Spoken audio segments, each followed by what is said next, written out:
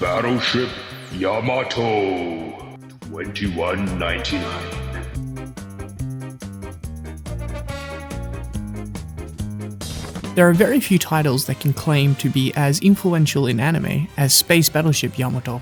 It is a bona fide space opera classic. If you haven't heard it before, your favorite Japanese sci-fi creator certainly has. For example, Hideaki Anno and Hideo Kojima have both cited the franchise as highly influential to them. Hey, I'm your ghost on screen, and tonight we'll be looking at the franchise reboot Space Battleship Yamato $21.99. A discussion about such a historically important franchise can only start with a little history lesson. And wait a second. Can someone help me?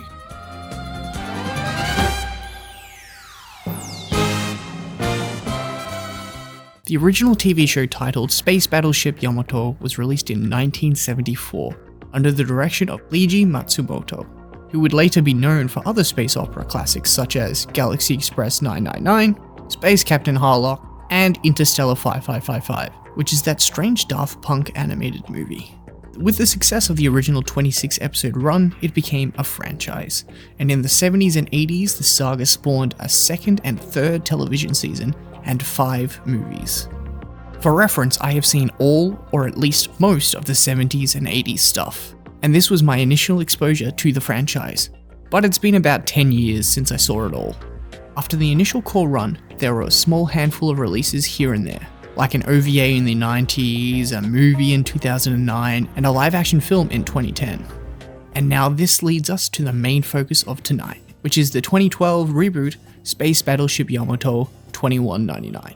The 26-episode series was initially released as an OVA, which for those of you who are unfamiliar, OVA stands for Original Video Animation, meaning it was released to home media, which used to be a common practice in the past for niche or high-budget projects, but it has become an increasingly rarer practice as time goes on. Speaking of home releases, I have my Blu-ray copy right here and... wait, Star Blazers?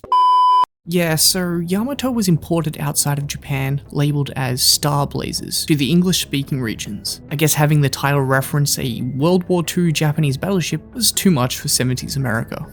And seemingly, the name is stuck around for Western releases, but acknowledgement of this far inferior name seems to be barely used outside of the printing of the actual box. Anyway, as I was saying, Space Battleship Yamato $21.99 is a fairly faithful reboot of the original story. The broad strokes of the narrative remain the same, but the story around it is remixed, refocused, and modernized. The year is 2199, and humanity has made its first contact with an alien species, the ruthless Garmilius Empire.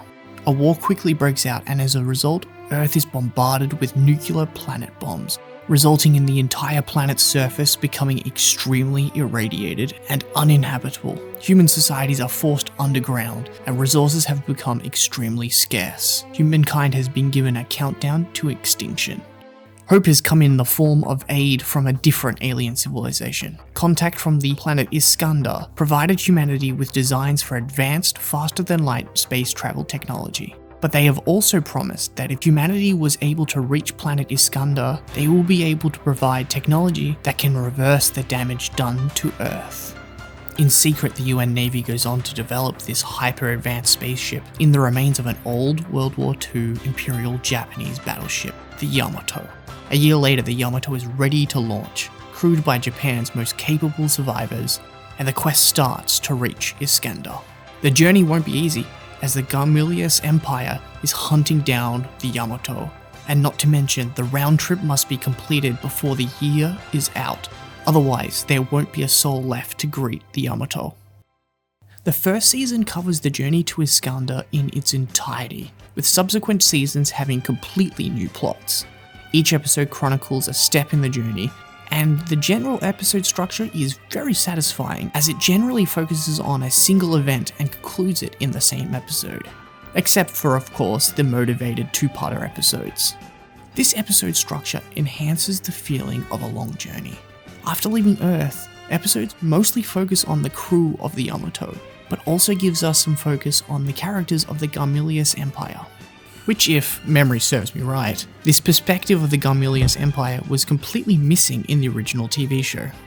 but apparently it was originally planned, but sacrificed for time reasons. After leaving the solar system, we don't get to see much more of Earth, especially after leaving the communication range. This leaves the characters and the audience in the dark about how humanity is doing in this turbulent time. But last we saw, circumstances were bleak. There is something about this story that makes me think of a classical Greek Odyssey, a documented nautical-themed journey into the unknown, filled with alien and strange occurrences, brave heroics, and tests from godlike beings. There is a lot to like about this narrative. One of my favorite things about the Space Battleship Yamato franchise, but in particular the 2199 entry, is how it depicts the crew of the Yamato. As you can imagine, the show spends a lot of time on board the titular ship during the journey to Iskander. You really get to know the ship inside and out. You get to know its layout, its technology, but more importantly, you get to understand how it is run and how the individuals of the crew make this an operational ship.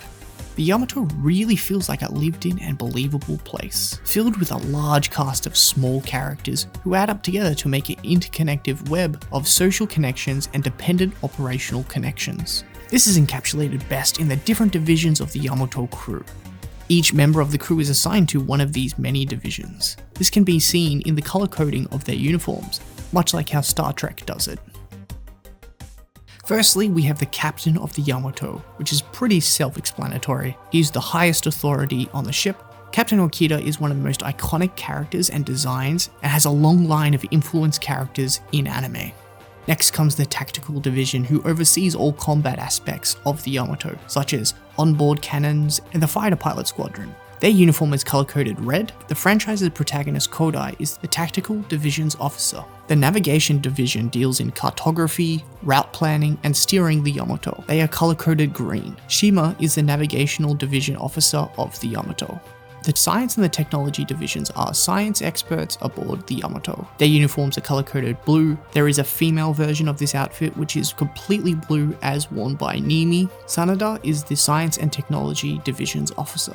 The engineering department runs maintenance on the ship, especially its engines, but also other machinery. Their uniforms are orange. Tokugawa is the engineering department's officer. The operations division runs communication and administrative tasks on the Yamato. Breaking the trend of white uniforms with colored highlights, their uniform body is yellow, even for the male members. Low-ranking members of the operations division have a darker yellow color. Yukimori is the operation division's officer, and also the show's primary heroine. The Space Combat Fighter Squadron are easily the best members of the Yamato, as they have the coolest job of flying space fighter jets, but also they have the most likable characters in the show. But I'm getting sidetracked. Their uniform has a black body with yellow highlights, and they also have this snazzy jacket that I would love to own. The Security Division provides protection on the interior of the Yamato, but also runs counter-espionage. Their uniforms have a grey body with black highlights. Ito is the Security Division's officer. The Yamato's medical division has a standard army doctor uniform and a pink uniform for the nurses that better matches the rest of the Yamato's uniform conventions. Dr. Sato is the head of the medical division. And lastly, we have deck operations, who perform maintenance to the hulls of the Yamato. Their uniform has an orange body with a red vest and a red hat. Their leader is Enomoto. While I went out of my way to detail these divisions to you, this wasn't strictly necessary, as the show does an incredible job in making this aspect very intuitive. It doesn't take long at all for audiences to grasp how this ship is run and what each division does. The divisions are often put in focus by their officers, who are constantly giving their expertise on current situations and often disagreeing based on their specific point of view. While a lot of focus is put on these officers, Space Battleship Yamato, and in particular 2199, employs a wider scope on its cast of characters, meaning it is less about individuals and instead a large ensemble cast. This enhances the feeling of the Yamato being a tangible, lived-in location, but this also means that people who make this ship work feel much less faceless than you might get when you only focus on the leaders. Outside of the ship of the Yamato, we spend a decent amount of screen time with the various people who make up the Gamulus Empire. I'm not going to go into too much detail for spoiler reasons, but you really get to understand this complex society and how and why it is in position to oppose Earth. The design around Space Battleship Yamato is very nautical themed. The spaceship works and is run just like a ship that goes on water, but in space. This leans into the sci-fi designs of various World War II ships, weaponry, and fighter jets, but also the ship's uniforms that we went into exhaustive detail earlier. The character designs themselves deserve dissection, firstly because I generally really like the art direction, and secondly because there are some unique things happening here. If we look at the designs of the characters like Kodai and Yuki, they really look like modernized versions of their original 70s look. There is something about them that looks retro, but filtered through into the modern day. If you look at characters like Shima or Sanada, they still really look like 70s character designs. Possibly because they lack any flash and are more grounded designs. But if you look at characters like Yamamoto, Nimi, or Makoto, they look ultra modern for character designs in 2012. There's a strange patchwork to the designs, and sometimes if you're paying attention to it, and if you are really honing in, it can look quite mismatched. But generally speaking, this isn't a problem really, but just something that took me aback a couple times. It is worth noting a lot more modern looking designs are the women characters. This is most likely caused by the fact that a lot of the women characters are new to the reboot and have no design to be based on or are gender swapped versions of classic characters. The Yamato and the other spaceships and the fighter jets in the show are rendered in 3D, and the 3D work in the show is excellent. I don't think I need to clarify that these sort of ambitious space battle set pieces would be very laborious to produce in 2D. Not to mention it would lack the use of a very well controlled 3D camera. The camera really captures the feeling of these chaotic battles, especially when it comes to fighter jet dogfighting. The large scale battles are so incredibly exhilarating. Just look at one of my favorite shots in the entire series. Now that's some good stuff. The character designs are not the only thing that have echoes of its retro roots. The music is extremely 70s sounding. Just take a listen.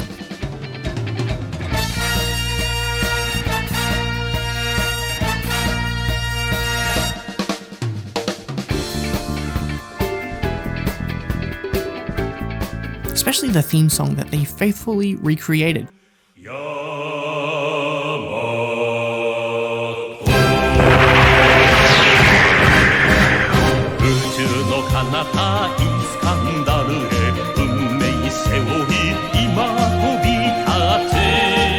Speaking of theme songs and themes,